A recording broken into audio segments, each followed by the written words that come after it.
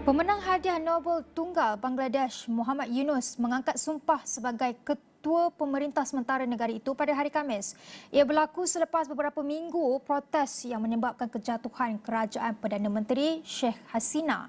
Majlis mengangkat di pejabat Presiden Mohamed Shahabuddin di Ibu Negara Dhaka.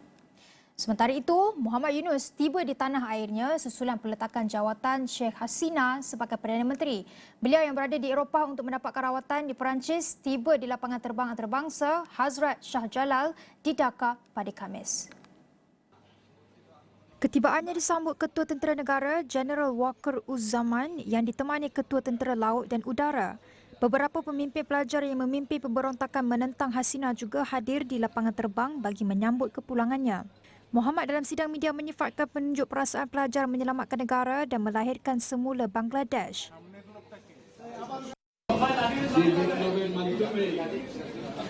Bangladesh আজকে নতুন বিজয় দিবস সৃষ্টি করবে সেটাকে সামনে রেখে এবং আরো মজবুত করে আমাদেরকে সামনে এগিয়ে যেতে হবে। যারা এটা সম্ভব করেছে যে তরুণ সমাজ তাদের প্রতি আমি আবার সমস্ত প্রশংসা এবং কৃতজ্ঞতা জানাচ্ছি তাদের, তারা আমার পাশে আছে। এরা এই দেশকে রক্ষা করেছে, এই দেশকে নতুনভাবে পুনর্জন্ম দিয়েছে এবং এই পুনর্জন্মে যে বাংলাদেশ পেলাম সে বাংলাদেশ যেন অত্যন্ত দ্রুত গতিতে এগিয়ে চলতে পারে, সেটাই হলো আমাদের স্বপ্ন।